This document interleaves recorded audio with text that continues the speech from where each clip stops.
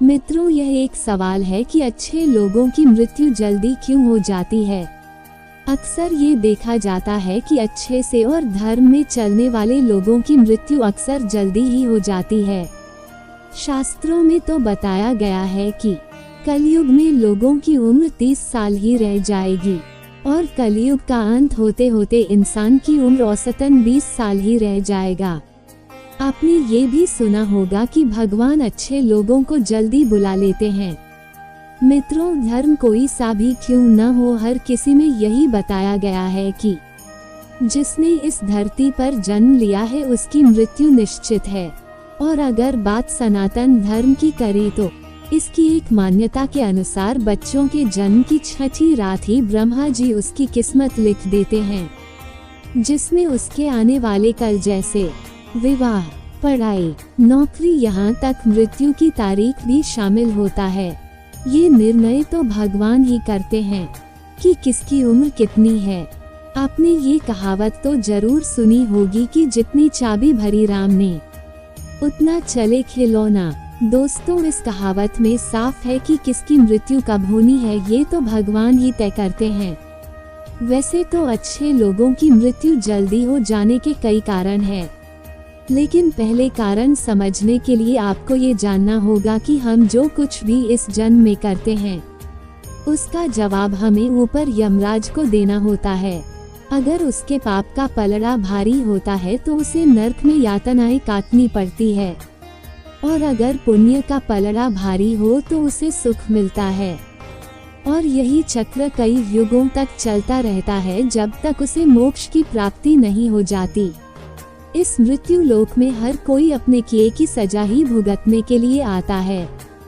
कोई आत्मा इंसान बनती है तो कोई जानवर के शरीर में प्रवेश करती है। यह उसके संचित कर्मों के आधार पर ही तय होता है।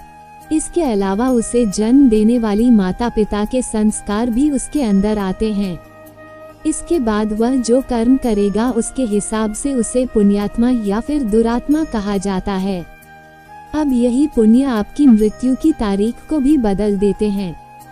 जिस तरह से एक जज जेल में रहने वाले कैदी के व्यवहार को देखकर उसकी सजा कम कर देता है, ठीक उसी प्रकार भगवान भी देखते हैं कि इंसान मृत्यु लोक में जाने के बाद अच्छे कर्म कर रहा है और उसे अपने किए की सजा मिल चुकी है। और जब उन्हें लगता है कि अब उसे मृत्यु लोक में नहीं रहना चाहिए तब वो उसे बुला लेते हैं। भगवान के दंड विधान के अनुसार हर व्यक्ति को केवल उतना ही दंडित किया जाना चाहिए जितना उसने पाप किया है। अब क्योंकि अच्छे लोगों के पाप कर्म बुरे लोगों के पाप कर्मों की तुलना में अधिक होते हैं, इसलिए अच्छे लोग अपने पापों का फल जल्दी ही भुगत लेते हैं। हिंदू धर्म में मान्यता है कि भगवान हर अच्छे आदमी को किसी न किसी उद्देश्य के साथ ही इस मृत्यु लोक में भेजते हैं, और भगवान का अपना अवतार उन्हीं उद्देश्यों में शामिल है। इसलिए जब वह उद्देश्य जल्दी पूरे हो जाते हैं तब भगवान उन्हें वापस बुला लेते हैं। अर्थात अच्छे लोगों की मृत्यु उनके अच्छे कर्मों पर ही निर्भर करती है।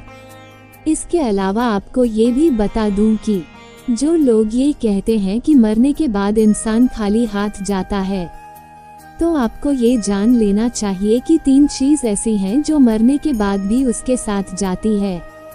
एक है संचित कर्म, दूसरा है स्मृति और तीसरी है जागृति। इसलिए आप अब किसी से यह मत कहना कि आप खाली हाथ आए थे और खाली हाथ जाएंगे। क्या आपने कभी एकांत में ये सोचा है कि आपको यह मानव जीवन क्यों मिला है? तो दोस्तों, महाभारत में युधिष्ठिर महाराज के एक प्रश्न के उत्तर में भीष्म पितामह ने कहा था कि मनुष्य से बढ़कर कोई भी जीव नहीं है।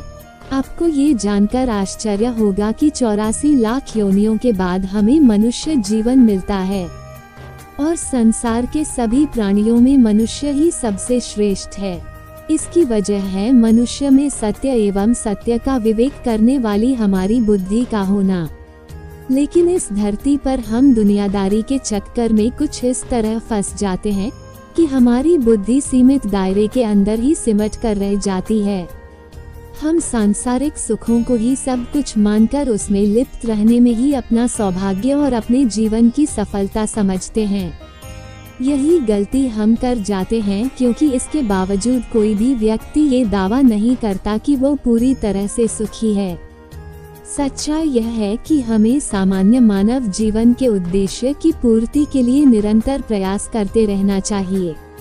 ये सच है कि अपने और अपने परिवार का भरण पोषण की जिम्मेदारी हमारी है और हमें इसे हर हाल में निभाना चाहिए। लेकिन क्या आपको यह मालूम है कि आप कहां से आए हैं और आपके कितने दिनों तक की या कितने सालों तक इस जगत में रहना है और आपकी मंजिल क्या है? तो इन प्रश्नों के उत्तर में ज्यादातर लोग यही कहते हैं कि पता नहीं, ऐसे लोग बड़े ही अजीब होते हैं। वो यात्रा तो कर रहे होते हैं पर यात्रा के संबंध में उन्हें कुछ जानकारी नहीं होती। उन्होंने मानव जीवन पाया है लेकिन उन्हें अपने जीवन का लक्ष्य मालूम नहीं होता है। हमारे या आपके जीवन का मतलब है एक उद्देश्य खोज लेना और अपने भीतर शांत रहना। कहा गया है कि मनुष्य आनंद लोक का वासी है और आनंद के परमधाम तक पहुंचना ही उसके जीवन का एक लक्ष्य भी है।